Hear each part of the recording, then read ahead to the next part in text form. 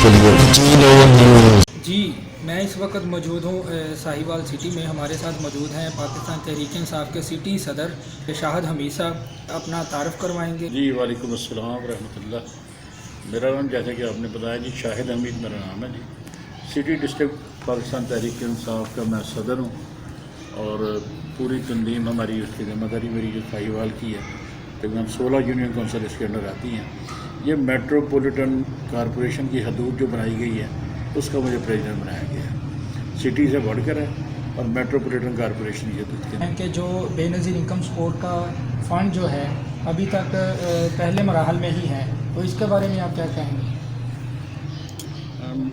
पहली बात तो ये है कि जब बेनज़ीर इनकम सपोर्ट प्रोग्राम का नाम चेंज हो गया था, एहसास प्रोग्राम के नाम पर इसको उन्होंने कामयाब किया है, और वो सारे लोग जो बेनज़ीर इनकम सपोर्ट प्रोग्राम के लेकर चल रहे थे उनमें से वो सारे जो मुस्तहिक़ अफराद थे, वो नहीं कि जिन्होंने अपने सरकारी मुलाजमत भी कर रहे हैं, अपनी बेगमात को भी वो चंदे पे लगाया हुआ है।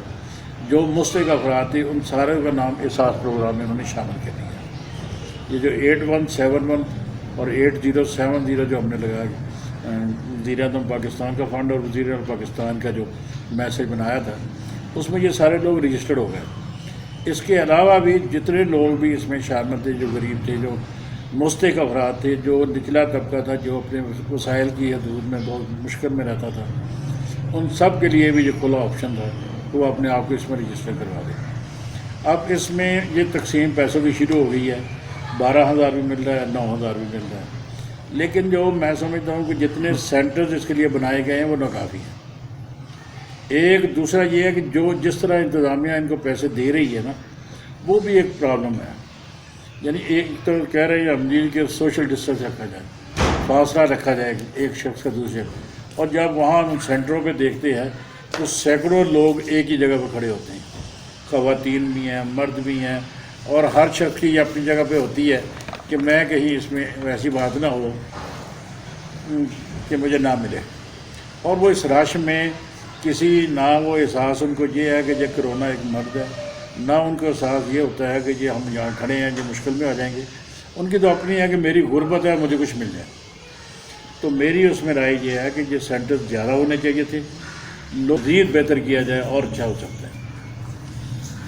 जी शेख साहब, नेक्स्ट क्वेश्चन हमारा ये है कि जो वज़ीर आज़म इमरान खान साहब ने लॉकडाउन में नरमी की है, तो ये नरमी कैसी नरमी है? एक तरफ तो वज़ीर आज़म इमरान खान साहब कह रहे हैं कि दर्जी हैं जो वो अपनी शॉप्स खोल सकते हैं, काम कर सकते हैं, दूसरी तरफ जो है कपड़े की दुकानें हैं वो बंद हैं, और प्लम्बर जो हैं वो काम कर सकते हैं, हार्डवेयर की दुकानें बंद हैं, और तीसरा जो है इलेक्ट्रीशियन जो हैं वो काम कर सकते हैं, लेकिन इलेक्ट्रीशियन की जो सामान जहाँ से हाँ जी वो इलेक्ट्रिक स्टोर जो हैं वो क्लोज़ हैं। तो ये कैसा लॉकडाउन में नरमी की गई है, आप इसके बारे में क्या कहेंगे? देखें जी, ये थोड़ी सी कन्फ्यूजन मौजूद है, लेकिन बुनियादी तौर पर जो वज़ीर आज़म पाकिस्तान का नज़रिया है वो ये है कि जो छोटा तबका है, निचला तबका है, मज़दूर तबका है, उसके लिए उसके वसाइल खोल दिए जाए। प्लम्बर है, हजाम है, या और मज़दूरी करने वाले तबके हैं, उन सब को खोला इसलिए है कि ये अपने रोज़गार चला सकें। लेकिन ये बात अपनी जगह पर एक अजीब मुश्किल नज़र आती है कि भाई किसी ने बिजली का काम करवाना है तो उसको बिजली की दुकान से सामान तो लाना होगा। अगर दुकान बंद होगी तो वो सामान कहाँ से लाएगा, काम कहाँ से करेगा? मज़दूरी इस हद तक नहीं है कि वो अकेला एक दुकान जो मज़दूर है वो गया किसी जगह उसने दीवार गिरानी है तो गिरा दी है। ये जो टेक्निकल मज़दूरी जितनी है उसके पीछे तो उसको एक सामान की ज़रूरत पड़ती है। जो सब इसी तरह लोहे की दुकानें बंद हैं, हार्डवेयर की दुकानें बंद हैं, तरखान काम कर सकता है। मुझे ये सारी चीज़ें मेरे ذہن में आ रही हैं, लेकिन मैंने आज जो वज़ीर आज़म साहब को सुना है कि वो आहिस्ता आहिस्ता लॉकडाउन को मज़ीद नरम कर रही हैं, मैं तवक्को रखता हूँ कि आइंदा चंद दिनों में ये दुकानदार तबकों को भी आसानी मिलेगी। इस वक्त दुकानदार जो निचला दुकानदार है वो शदीद परेशानी में चला गया है। उसकी एक तो किराया उसको पड़ रहा है जो किराए में बैठा है, दूसरा उसका जो है कि रोज़ाना का जो उसके मज़दूर काम करते थे, उसकी दुकान पे सेलमैन थे, वो उसकी तनख्वाह नहीं दे।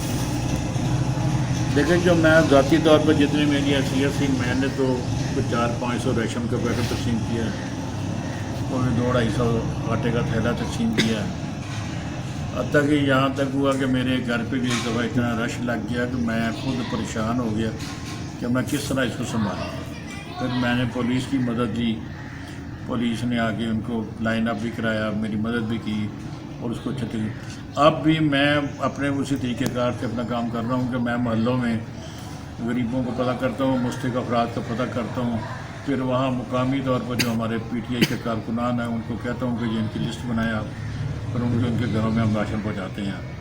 میری نہ تو اس میں کسی فوٹوگرافی کی مجھے ضرورت ہے, نہ میں اس کو پبلسٹی کرنا چاہتا ہوں. کہ اللہ نے مجھے یہ توفیق دی ہے تو مجھے یہ کام کرنا چاہیے, یہ میرا فرض بنتا ہے. ان کا حق ہے جو لے رہے ہیں اور میرا فرض ہے میں اس کو دے رہا ہوں.